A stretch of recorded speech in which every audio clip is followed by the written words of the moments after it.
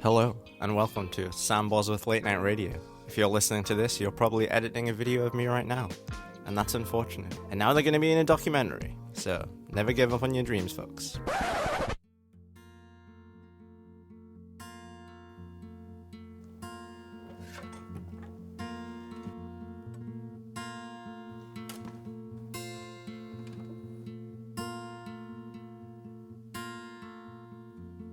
I've been a musician since I was in year 5 at school. I took guitar lessons then, just simple stuff. Obviously I was quite young, but I started doing it professionally 3 years ago now, and I wrote my own EP. Doing that has been just so much fun to do, and like putting those songs out into the world and seeing people react to them has been really fun, and I've really enjoyed it. I gig around 2 to 3 times a month. I used to do a lot more, but as my condition has worsened, I've had to sort of pull back a little bit, but I still do it as much as I can. But, you know, I love gigging. I mostly play covers these days, and when I play like a happy song and everyone's up dancing, those are the moments that I know that music was exactly what I wanted to do, and like there's a whole room of people singing along, having a great time, making people happy.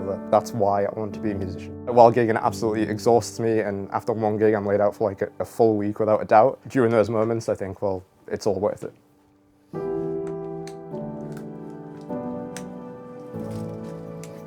I have something called Charcot-Marie-Tooth disease.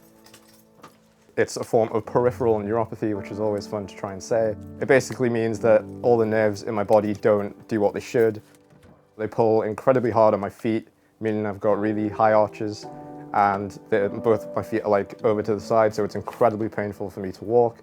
I also have a curved spine, partially from that, and that means that my back is always in a lot of pain from sitting like right now, which means I often have to use a wheelchair or crutches when I'm out and about.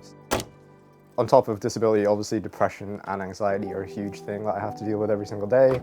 And I'd say like half of my week is completely like useless. I have to stay in bed all the time and not do anything. So when I'm not having a good day, my partner Ali, who I live with, we tend to go out to Tynemouth and just try and clear my head. And I really enjoy doing that. It really just makes me forget about everything. And if it's not that, I tend to just like play music and record music, and that's really why I do that most of the time.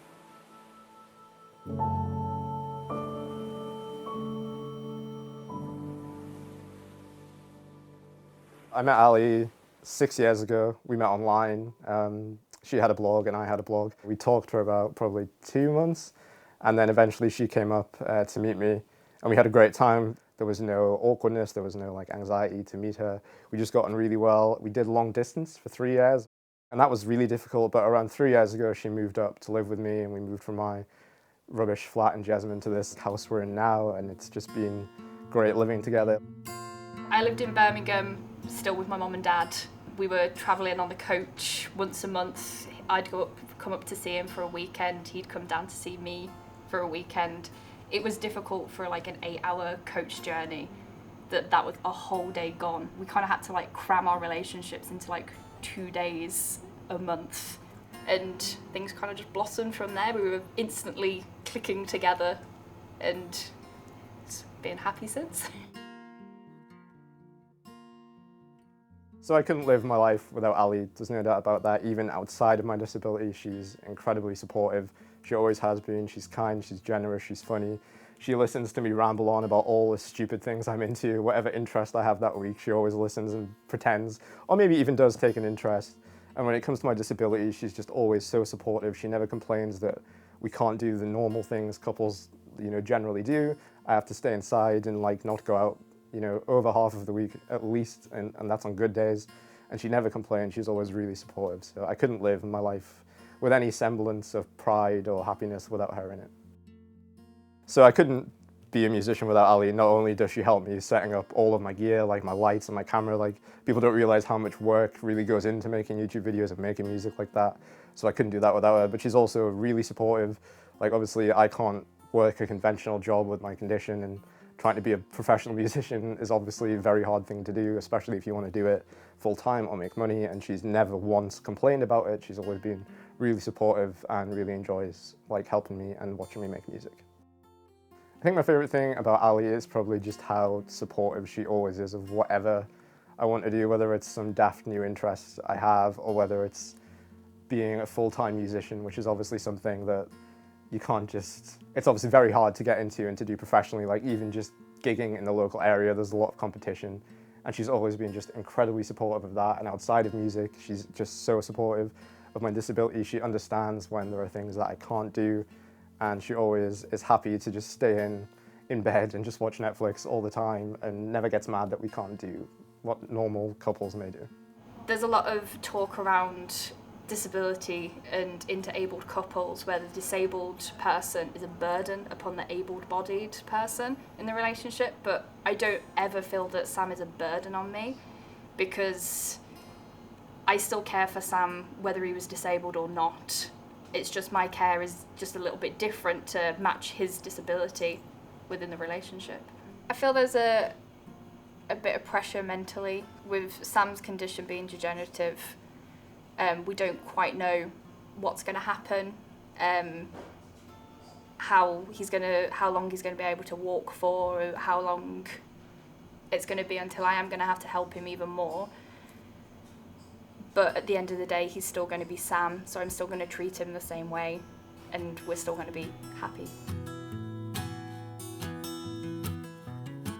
I started making music online and on YouTube about 2 years ago. Seriously, I'd do 2 videos a week roughly when I had the energy. And while I was making music videos for YouTube, I put up a video about my disability just because it's 1 in 2,500 people have it. And while it is the most common neurological disability in the world, I've never met a single person that knows what it is. And in my entire time of going to the hospital, I've met 1 doctor who knows what it is. That was when I sort of thought, maybe I should start posting about disability, because in my goal to make people happy, that seemed to be doing more. Like the comments on that video were so encouraging. Other people had realized what CMT was, that if they had it, they'd learned about their own disability.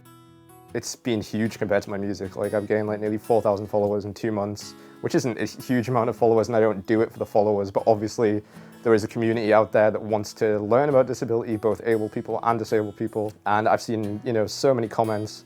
Someone even found out they had my disability because of my posts. They'd spent thousands on doctors for years who hadn't been able to diagnose them. They started following me, realized their symptoms lined up with mine, and after 1 genetic test, they found out they had what I had. I post about disability every day because it affects me every day. I deal with ableism every single day, being treated badly, both like when I had a job, I would deal with ableism then, and other people obviously have as well. I just do it because I want to talk about it, selfishly, I suppose, for one, and because seeing people take away something from what I'm writing.